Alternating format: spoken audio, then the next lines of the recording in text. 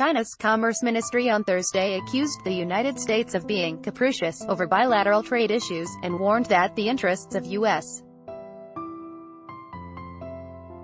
workers and farmers ultimately will be hurt by Washington's penchant for brandishing big sticks.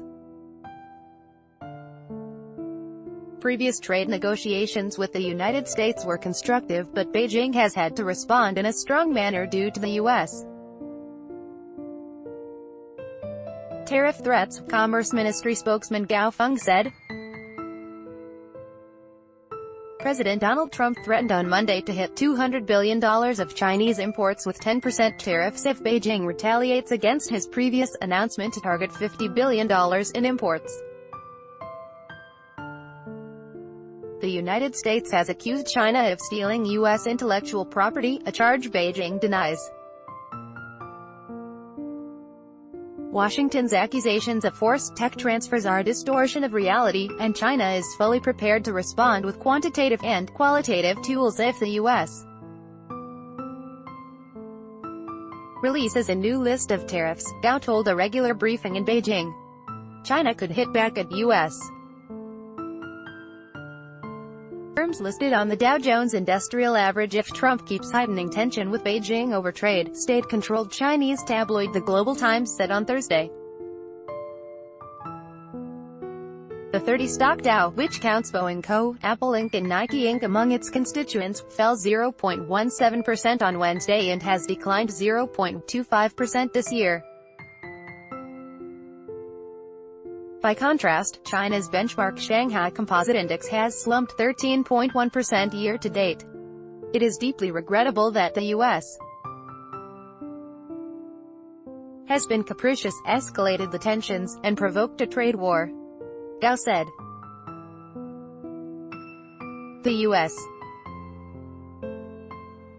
is accustomed to holding big sticks for negotiations, but this approach does not apply to China. White House trade advisor Peter Navarro, who views China as a hostile economic and military power, said on Tuesday Trump's actions were a necessary defense of the crown jewels in the U.S.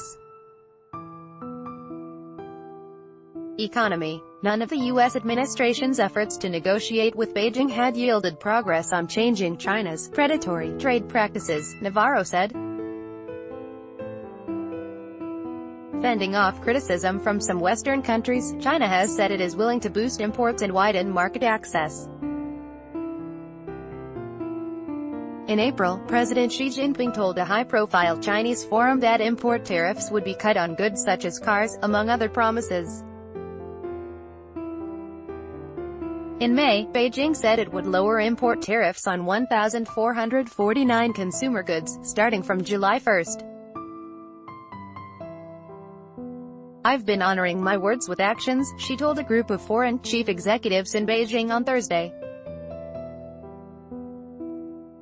Open trade conflict, she said countries should not fight among themselves, but instead cooperate and meet challenges together, adding that the last global financial crisis happened not too long ago. We still have vivid memories of what happened during the financial crisis and we are not yet fully recovered, he said.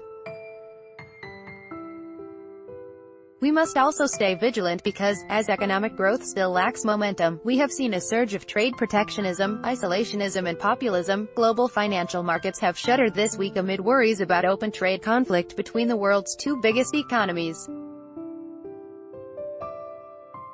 3 rounds of high-level talks since early May failed to reach a compromise on U.S. complaints over Chinese practices and its record deficit with China. Last year, the deficit was about $375 billion, as China imported $129.89 billion of U.S. goods, while the United States purchased $505.47 billion of Chinese products, according to U.S. data, a Sino-U.S.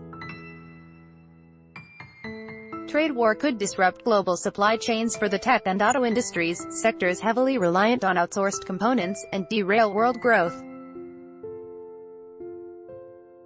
U.S. unilateral protection measures will ultimately harm the interests of U.S. companies, workers and farmers, Gao told reporters.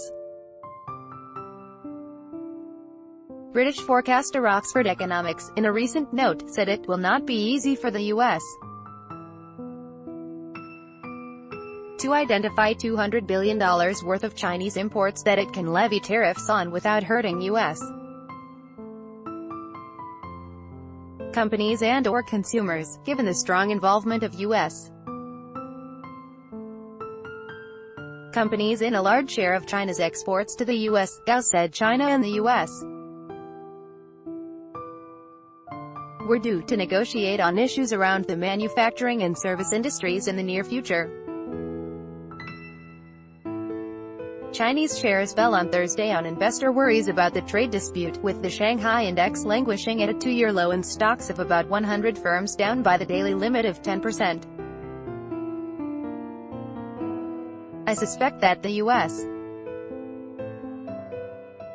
indices will start to sniff out the specific losers from this trade war, and individual stocks will get hurt much more than the broad index, as investors understand this isn't going to kill global growth.